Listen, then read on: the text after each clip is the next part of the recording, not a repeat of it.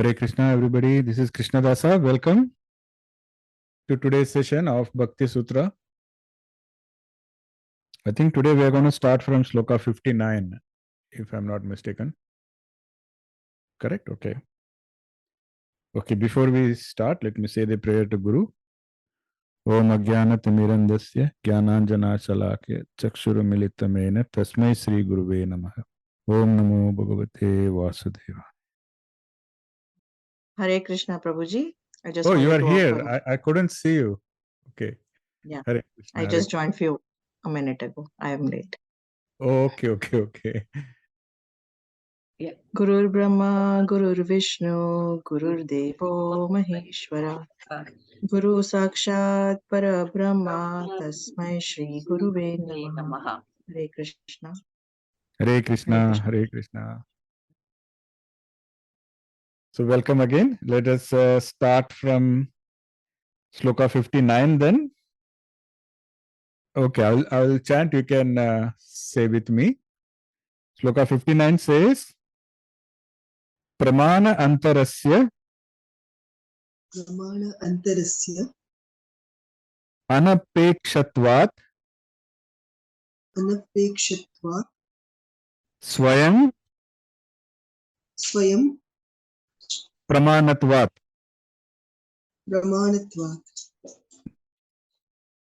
Let's see what it means. So it means love is its own proof and does not require any other. Love is self-evident. See, in this materialistic world, everybody wants proof for everything. Evidence. Show me the evidence, right? That's the material world. But we have to understand that this whole concept or this whole outlook of show me the evidence, it is a function of our intellect. You know, we are proud of our intellect. So we think that somebody has to satisfy the intellect. Show me something that my intellect will agree with. Then I will accept, you know. So it's a intellect wants to analyze, it wants to verify everything. But we just, Narad Ji had said just few shlokas before, what did he say? He said that both God and God's divine love, they are beyond description, they are beyond perception. We can't explain. And how can you prove something that you cannot even explain? Now, what we know is our soul is always yearning for that contentment and bliss. And we have spent multiple lifetimes in search of that. See, as a human being, we have to understand that most of us, we have all been, especially given that everybody here in the satsang, if you are spiritually inclined, that doesn't come in the first birth. Because we, in the Bhagavad Gita, we discussed, even among humans, there are 400,000 levels of consciousness.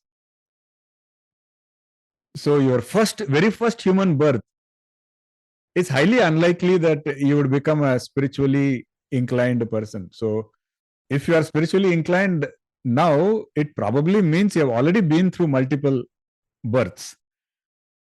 And through multiple births, our soul has been longing for that divine love.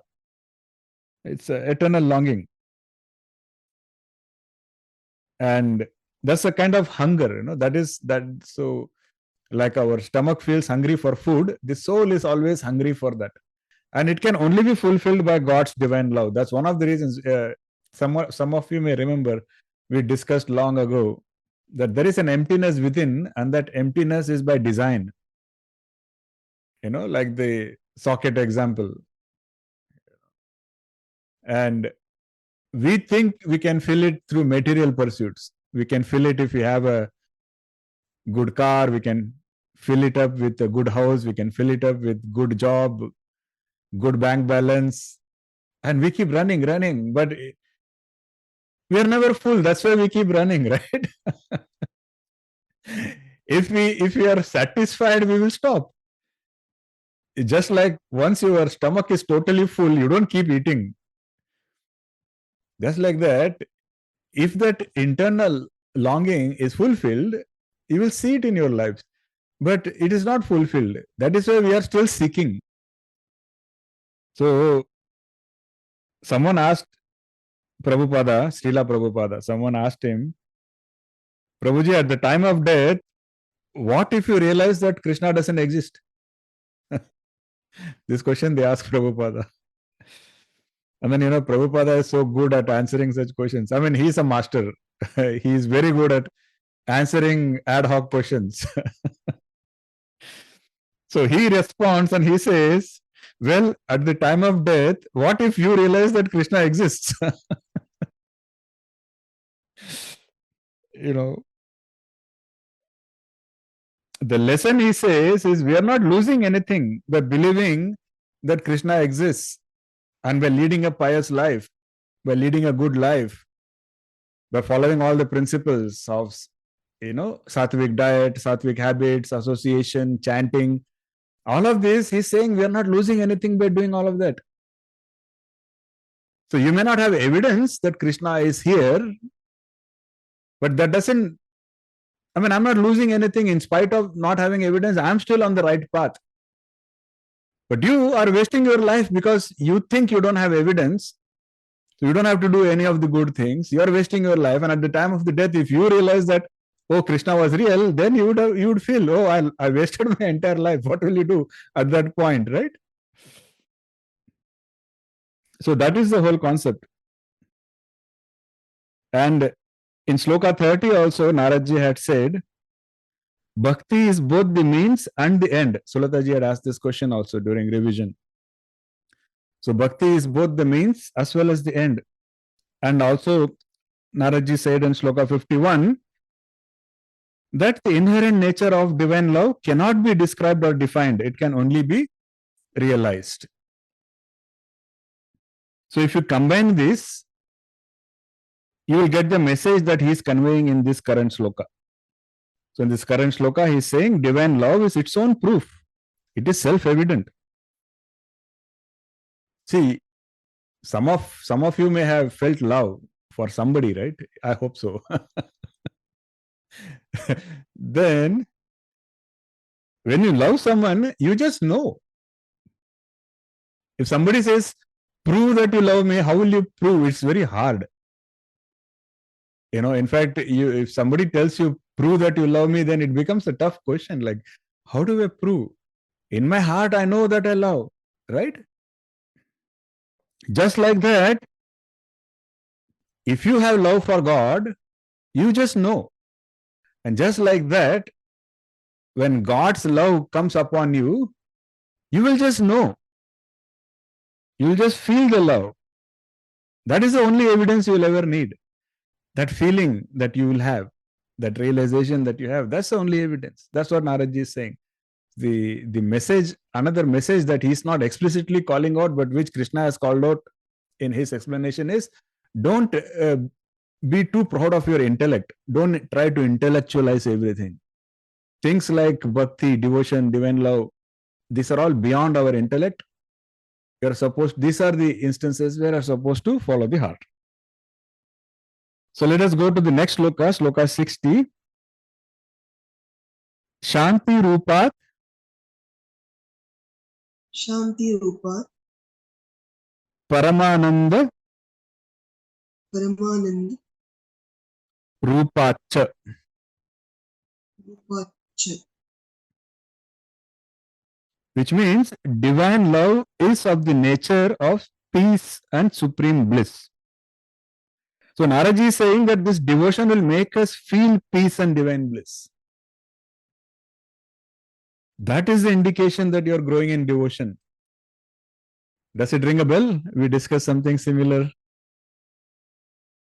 in the past where we said, are you feeling more peaceful and blissful than yesterday? That means you are on the right path. You are growing spiritually. If you are feeling more miserable than what you feel, that means you are not on the right path. That is the best indication. Now, as long as we think we are the body. As long as we are going to identify with the body, our idea of happiness will be in the material realm. As long as you identify with the body, you will think happiness means getting this, getting that, finding this, finding that. That's how it's going to be. And Krishna had said, he had given an example of fire and ghee. Krishna had said that you can never satisfy material desires by trying to fulfill them. You have a desire and you think, oh, I have this desire, let me fulfill it. That's a trap. Because you try to fulfill it, the desire grows bigger. And then you're all the time consumed by the desire. The more you try to fulfill your desires, the more they are going to keep growing, and you will be like a dog chasing the tail. You will be busy all the time without accomplishing anything worthwhile. And we also discuss, just like how if you are thirsty, you can say, I will try to drink coffee, I try to drink Coke, I try to drink God knows what all. But that thirst is going to be quenched only by pure water. If you have ever been thirsty, you will know that when you are truly thirsty, the only thing that can quench the thirst is pure water. Just like that, what your soul is thirsty for. Your soul is thirsty. All our souls are thirsty. The only thing that can truly fulfill it is pure love. That pure, selfless love. You can run behind million other things, but it cannot quench that thirst of the soul. And Krishna had said in the Bhagavad Gita, Yam labdva chaparam labam manyate nadikam tata. Having attained that divine love, a person realizes that there is nothing else that they require. And in this state, they remain content and they are never disturbed. Even if there is a calamity going on, they are still calm. So a great example was Mirabai. You all heard about the story of Mirabai, 16th century mystic devotee. She was born to a royal family, but she still renounced the comfortable life and she dedicated herself to Bhakti of Krishna. I mean, she felt that Krishna was everything. Nothing else mattered. And needless to say, the society was very different in those days. So she faced so many obstacles. Her family didn't approve of it. Her society didn't approve of it. Even people tried to kill her multiple times because she was considered like a rebel. And she's like, I don't care for anything. Krishna is the only thing. And people were like, there is also I forgot the name of a movie. I'm trying to remember, but the story is like this. So there is a movie where it's a controlled environment, like humanity is being controlled.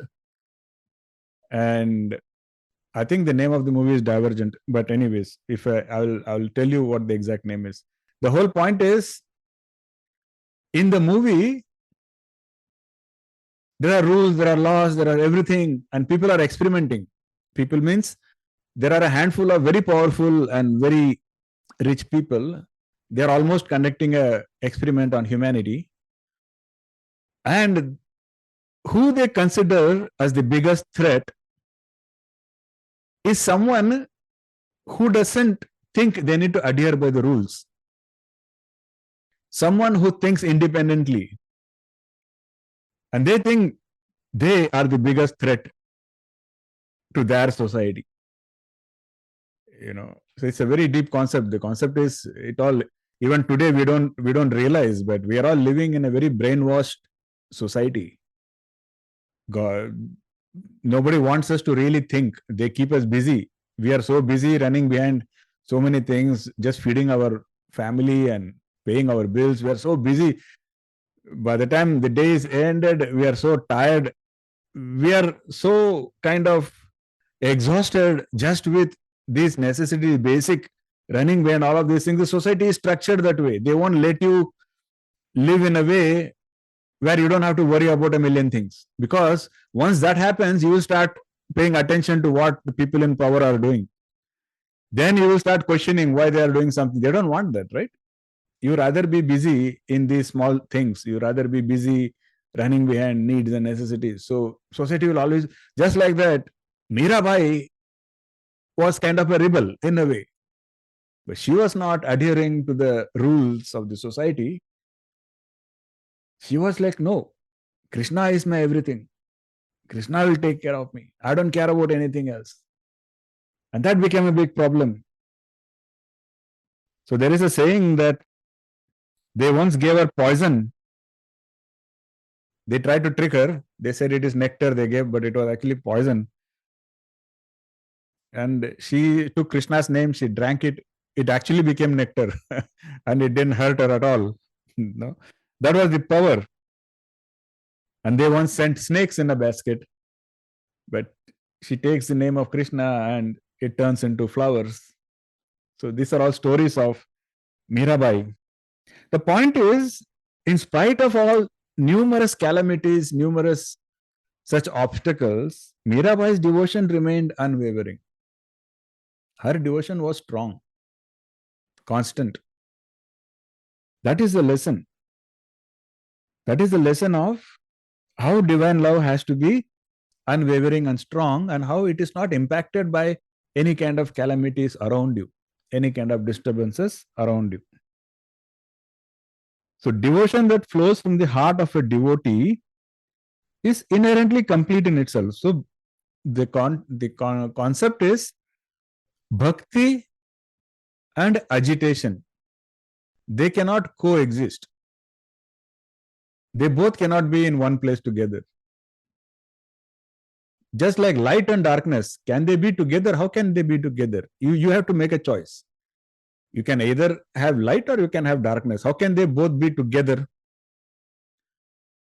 Just like that, bhakti and agitation cannot be together. Because bliss is the essence of divine love. Bliss is the essence of bhakti. And so what Narad Ji is saying is, because bliss is the essence of bhakti, bliss is the essence of divine love, a sadhaka who is experiencing divine love is always in bliss.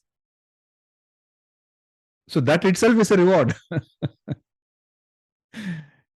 If you truly love God, the act of loving itself puts you in a state of bliss. So love becomes a result in itself. It's a very beautiful statement. So we can all attain this, but what happens is worldly troubles and our own inner disturbances, they take away whatever little bliss we have felt once in a while. A little bit of devotion we have tried here and there. Sometimes we have felt a little bit of bliss, but these things that happen around us and these disturbances within our own mind, they just take away whatever little we have felt, So, under such circumstances, how can a devotee continue to practice devotion? How can we continue practicing devotion, divine love, when there are so much disturbances, sometimes there is grief, sometimes there is loss of wealth, sometimes there are other disruptive events happening in our lives. So in spite of that, how can we continue to have that devotion? So Narad Ji will try to explain that in the next Shlokas. So we can go to Shloka 61. Lokahanav Chinta na karya Niveditatma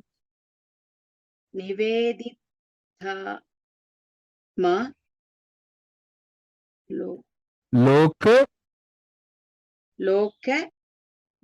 Veda Shilatvat.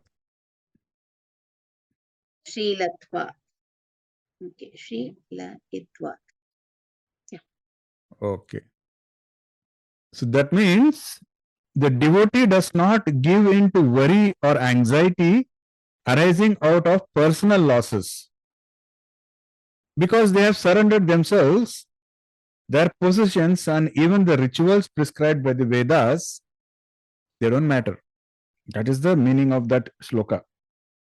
So Narad Ji says that when we suffer a loss in the world, we should not worry and instead look on it as also, it's also grace of God. That is how we have to look at it.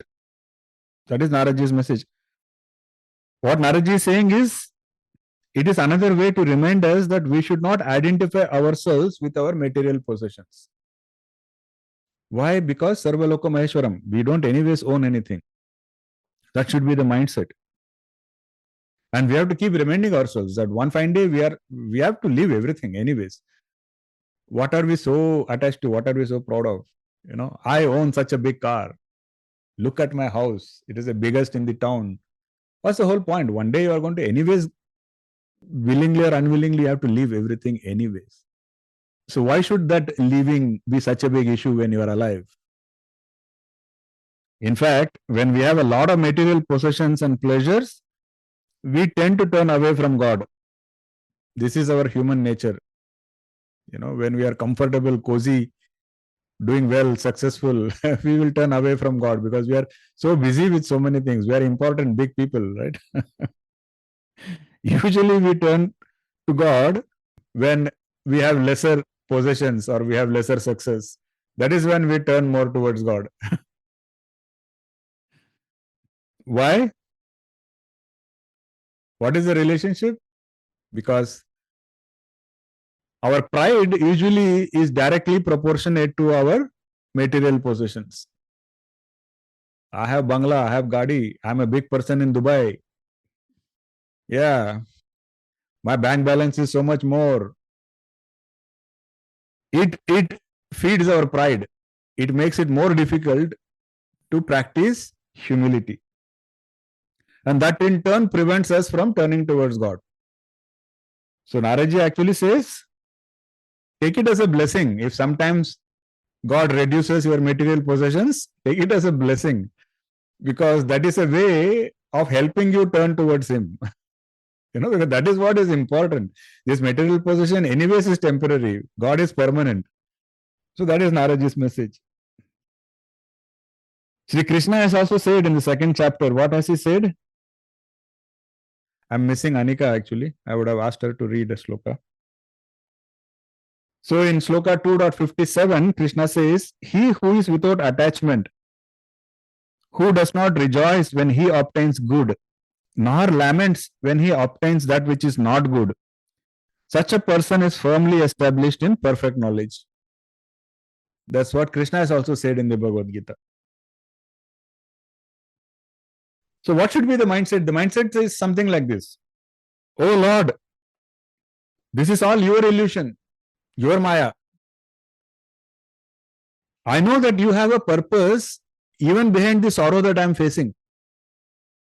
That should be the attitude. Tell God that everything is yours anyways. And now this sorrow that I am going through, this hardship I am going through, I know or I believe that you have a purpose behind that. So Narad Ji says that mindset should be developed.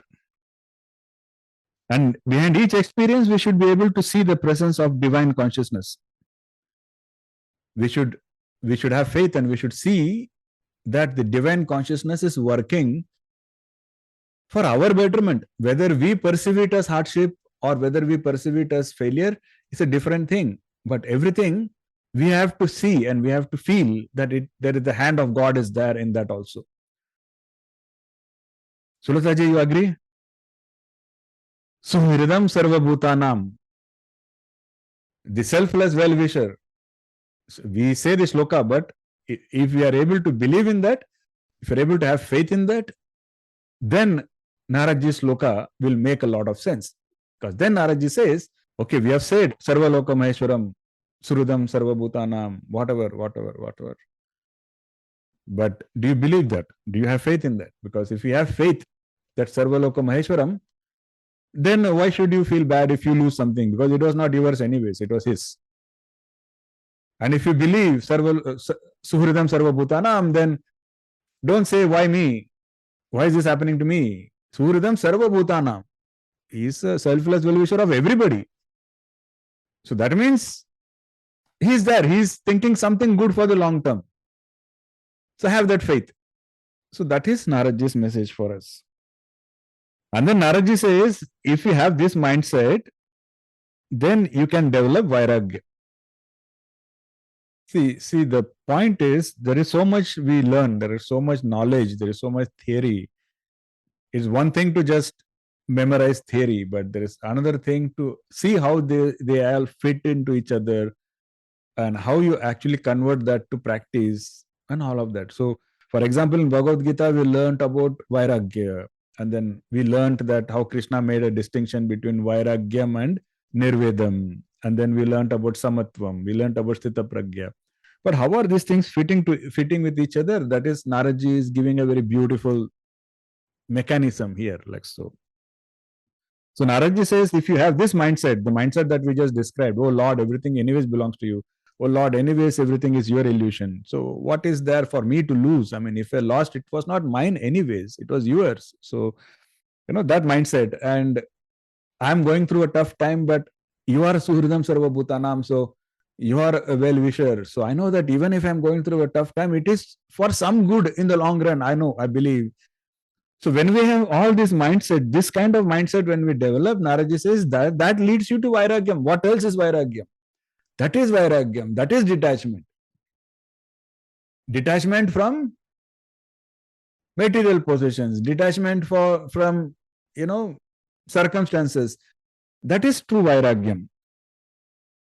And Narad Ji says that love is measured by the joy of sacrifice, of offering everything to the beloved. Is that not what we discussed about love? I mean, love should always be what to give. How can we give? Love is not about how can I get. How can I get is a merchant. It's not a lover. How can I give? What can I give? That is a lover. True love is that. What can I give? What can I offer? So, Narad Ji says, if you are in that mindset, offer your worries also to God. So he says, once you have offered your worries to God, what else remains to worry? What else is going to bother you? I mean, I'm worried about something, I have a worry, offer it to God, na?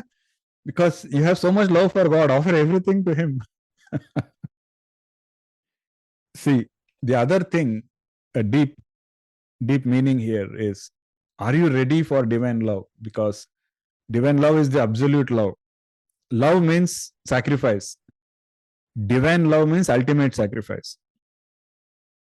So what is the ultimate sacrifice? What can you sacrifice? Ultimate sacrifice, what is it? You are sacrificing yourself. So if you have offered yourself to God, then where is the point in worry? I mean, what are you worried? Because you yourself no longer belong to yourself. Then what is there to worry? Very profound thing. I mean, so you are telling God that everything is yours, including me. So what is there for me to lose anyways? What is there for me to worry about anyways? Isn't it such a elevated state to be in? So Narad Ji says the devotee does not waste energy to become anxious about life's various events. He says, if you have triumphs, if you have big victories, that belongs to God. If you have losses, if you have failures, that also belongs to God. You feel serene no matter what. And Narad Ji says, once you reach that state, that is what is called as complete surrender to God. So it is not like I go to a temple, I fall on the floor, I roll 100 times. Those are all show. That is not real surrender. Real surrender means this, that I have offered myself to God. So no troubles, no calamities, no losses can disturb me. I'm always peaceful, I'm always serene. And I'm always in the mindset that I don't care what happens, everything belongs to God. I do what needs to be done, perform your rightful actions, rightful duties, but I'm totally detached. I'm a vairagi. I will do what needs to be done, and then I'm not worried about anything. So that is a state of surrender. That's what Narad Ji is telling us. I think we can do one more shloka. Let us go to Shloka 62. Na ta siddhau Na tha siddhau loka vyavaharo lokakaro heyah heya heya kintu kintu phalatyagah phalatyaga tat sadhanam tat sadhanam sa karyameva. cha karyameva. karya Yes. meva. Excellent. This means make God realization and achieving His divine grace your ultimate goal. However, very, very important what Narad Ji is saying here. Pay attention. This is exactly what Krishna has said in the Bhagavad Gita. So Narad Ji says, make God realization your ultimate goal in life. However, until you reach that goal, do not give up your material duties. Whatever you have to do, you have to continue doing. But perform those material duties without attachment and sacrifice the results to God. Very profound, very beautiful. This is yet another perspective for 2.47. Karmanye vadikaraste ma phalesu kadachana. Ma karma phala heturburma samgotsava karmani. So Krishna has said the same thing. Akarmane is also not accepted. And Krishna has said, when Arjuna was asking him about sannyasa, Krishna had said, sannyasa is not for everybody.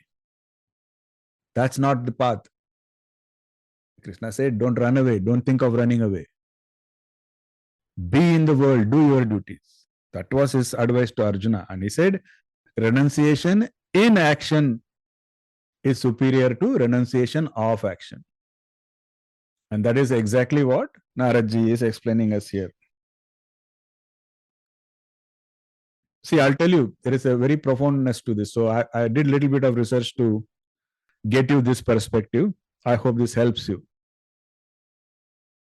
Usually when people face difficulties in the material world, what do?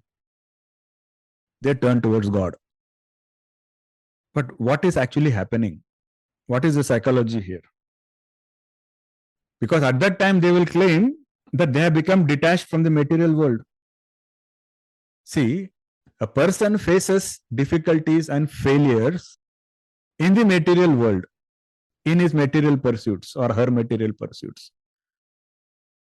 So he runs away from there, he turns towards God, and he or she tells God that now I am detached from material things. Okay? But what is the truth? The truth is, it's not really detachment. They have only become disappointed with the material world. And because they are disappointed with the difficulties they face there, they quit. They gave up that material pursuit, and now they are running towards God. What is wrong with this mindset? Can somebody tell me? It's a sort of escapism. Yes. We are not performing, like paying attention to performing duty. Yeah, but what is wrong with that in the context of divine love? You're running They're away still from attached. Oh, sorry. Go ahead, Dipali. you're running away from your responsibility of trying to shirk it off and trying to find solace in God. I mean, then you're using him as as she said, like, just running away so that you can Okay. yeah, I mean, that's you're finding an alternative to God. Like, okay. Yeah. Chitra ji, you were saying something? I feel even when they are disappointed from the material world, it means, and that is what is making them turn towards God, it means that they are still attached with the material world. Okay. And there is an expectation Yeah. that Good. wasn't fulfilled. That also makes sense. Yes. So that is why they were disappointed. Otherwise, they should not be disappointed. Correct. Yeah. Lakshmi, you were saying something? No, that's what Deepali was telling. That's why I'm the same Right. thing. What is the complete surrender? They are not going. It's a fake thing because they want to get rid of their timely. It's a timely only. It's not going to achieve any permanent to Got get a solution to that one. It's a timely time pass, like a time pass. We can say they are doing Yes. like that. I feel. Yes. Today, Kalpana ji also wants to say something. So, Yes. Yeah, so I think like material world is like not permanent, so temporary. Yeah, so temporary. So temporarily, maybe he or she may, feel detached from the material world. But ho sakta hai tomorrow things get better, and then he again starts feeling detached from God and runs towards material world. So very nice. I think Kalpana ji was very close. See, this person or they are pursuing material goals, material success. They face difficulties, so they get disappointed. They run away from there, and then they turn towards God and they say, "We're detached." They are not. But then that mindset stays, and what happens is, now they are trying to develop devotion to God, but in their spiritual path, they are facing difficulties, they are facing failures. The same mindset is there. Oh, I'm facing difficulties, I'm facing failures. Now I'll run away from that also. Because running away is the mindset. When they face difficulties in the path of spirituality, that also they cannot handle. Because it's not easy. The path of spiritual progress, spirituality is not easy at all. You will face difficulties. The mindset should not be when I face difficulties, I run away, because then you will run away from any difficulty. That is one of the reasons, foundational reasons why Krishna has said, that is one of the reasons why Bhagavad Gita is set in the battlefield and not in some cave in Himalayas. Be in the world, fight your battles. Don't get into the mindset of running away when you are finding difficulties, because reaching God is no easy task. You are going to face difficulties there. If you develop a mindset of I'll run away when I face a difficulty, you will never reach God, because you will run away from those difficulties also. See, it all makes so much beautiful sense. You just have to stay with the teachings. Slowly everything makes sense. Everything will fit into each other. So that is the profound, beautiful message that Narad Ji is giving here. And Sri Krishna and Sant Kabir has also said in one of his dohas, he says, this is a very popular doha, actually, most of you may have heard it. दुख में समरन सब करे, सुख में करे न कोई, जो सुख में सुमिरन करे, दुख काहे को होए. Everyone remembers God in times of sorrow, but nobody in times of joy. He who remembers God in joy, why should they ever experience sorrow?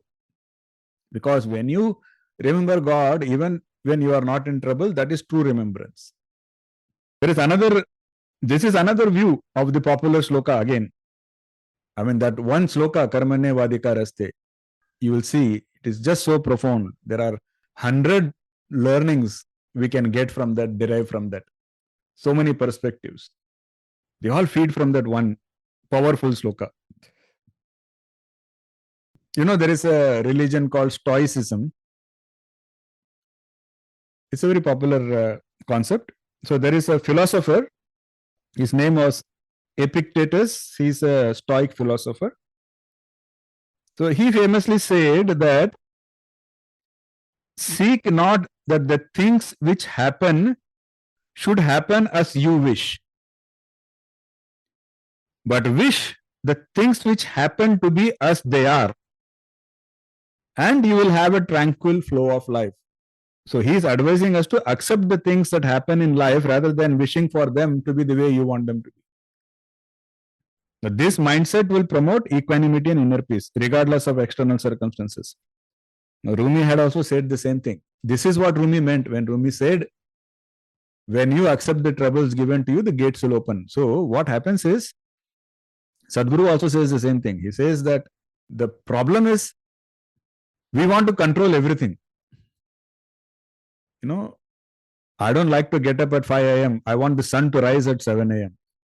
Because, the sun is rising today at 5:30 a.m. I'm very angry. See? So I want to control everything. Things have to happen the way I want them to happen.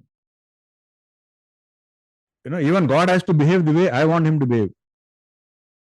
That is the problem for most of our troubles. It's not because of the way they are, but because we want them to be the way we are.